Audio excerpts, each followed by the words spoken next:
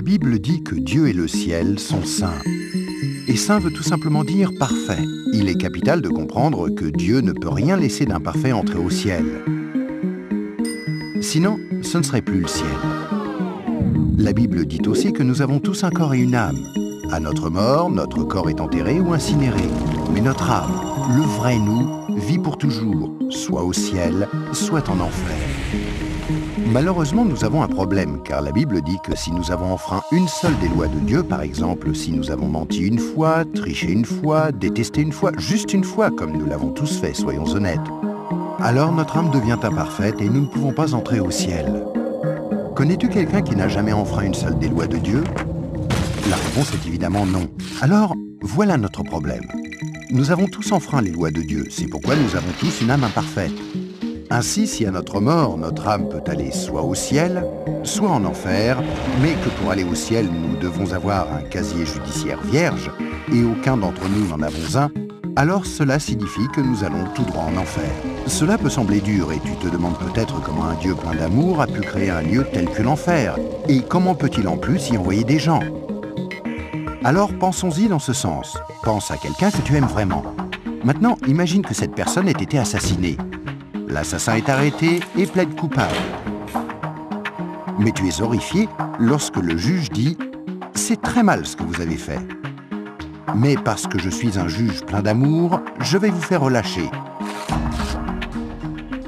Tu serais très fâché, n'est-ce pas? Pourquoi? Parce que tu sais que lorsque quelqu'un enfreint la loi, il doit être puni. Sinon, il n'y a pas de justice. Donc l'enfer n'est pas une question d'amour, mais de justice. Examinons 3 questions pour comprendre pourquoi il y a ce lieu qui s'appelle l'enfer. As-tu déjà menti une fois dans ta vie? La réponse est sûrement oui, même si ce n'est qu'un petit mensonge. Si tu as menti une seule fois, alors tu es coupable de mensonge.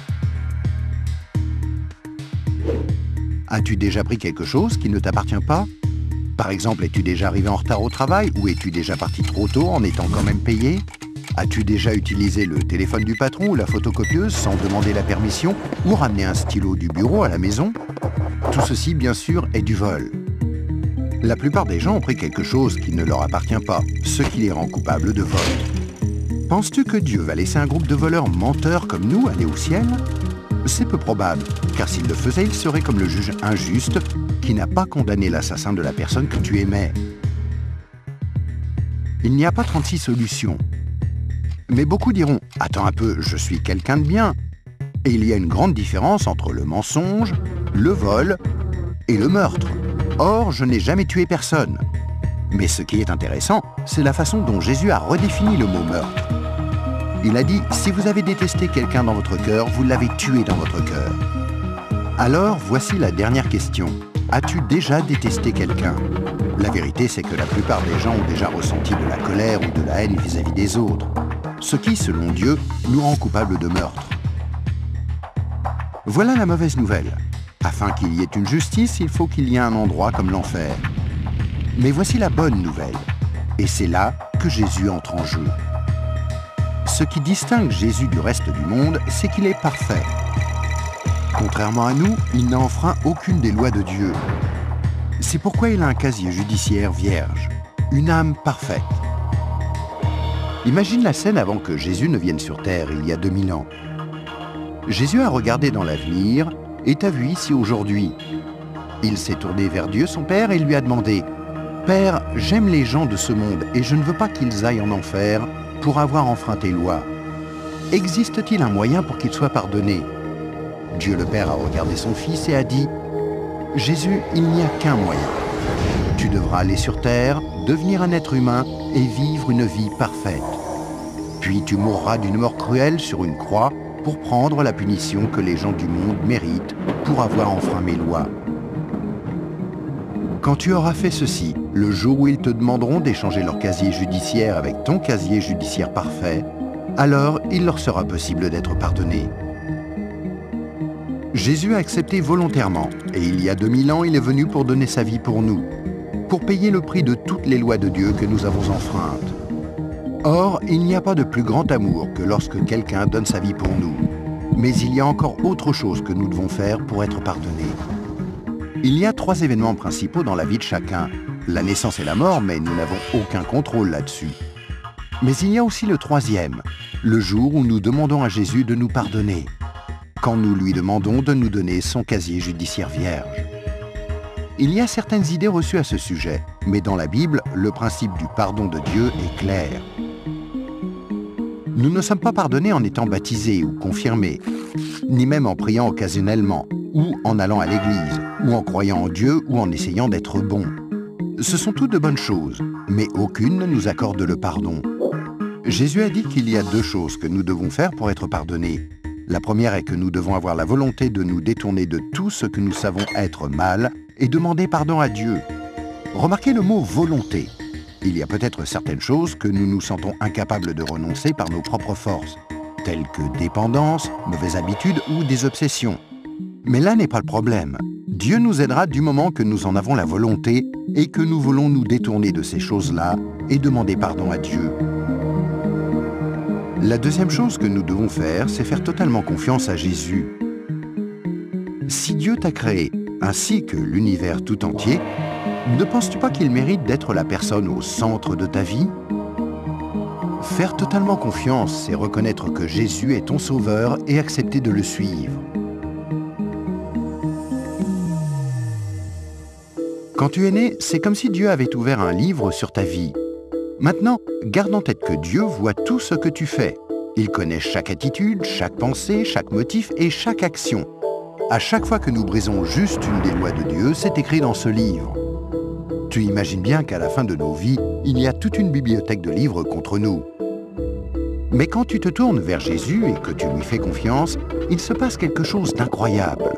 C'est comme si Jésus prenait ton livre et se tenait en haut d'une falaise et déchirait toutes les pages. Le casier judiciaire entier de tout ce que tu as fait de mal et les jeter dans la mer la plus profonde. Il promet de ne plus jamais se rappeler de toutes ces choses. Jésus prend ensuite une copie de son casier judiciaire vierge que tu lui as demandé de te donner et il la glisse entre les 2 couvertures du livre où ton nom est inscrit. Ce nouveau livre est gardé précieusement au ciel. Le miracle est que l'on ne touche plus à ton livre à partir du moment où tu demandes à Jésus de te pardonner et jusqu'à ta mort. Même si tu fais des erreurs et brises encore les lois de Dieu. Devenir un chrétien ne te rend pas parfait sur le coup, et tu ne peux pas non plus dire une prière rapide et ensuite retourner à ton ancienne manière de vivre. Rappelle-toi, Dieu t'a pardonné pour toujours quand tu lui as demandé le casier judiciaire vierge de Jésus. Tout ce qu'il demande, c'est que tu lui soumettes tout et le laisses te purifier jour après jour. Quand tu mourras, tu passeras en jugement devant Dieu. Il ordonnera à ses anges d'aller chercher ton livre. Il l'ouvrira et dira « Cette personne était parfaite ». Et tu répondras « Non, je ne l'étais pas. J'ai enfreint tes lois. Est-ce que je ne mérite pas d'aller en enfer ?» Et Jésus te dira « Selon la justice, tu mérites d'aller en enfer. Tu as enfreint mes lois, et certaines, de nombreuses fois. Mais, mon enfant, tu as mon casier judiciaire vierge.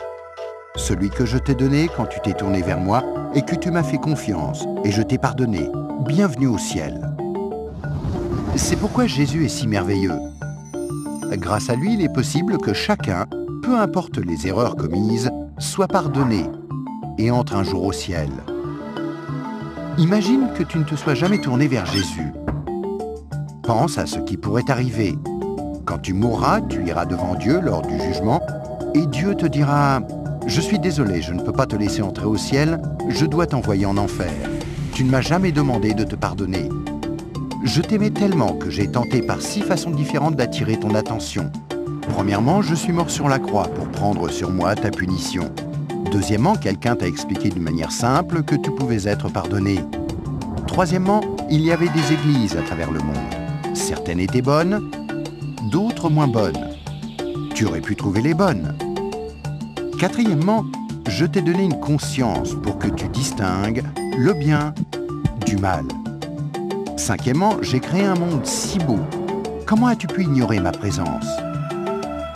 Et sixièmement, je suis ressuscité des morts, afin de prouver que je suis Dieu, et que tout ce que j'ai dit était vrai.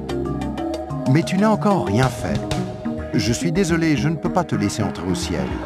Je dois t'envoyer en enfer. Et toi, si tu meurs ce soir, où iras-tu?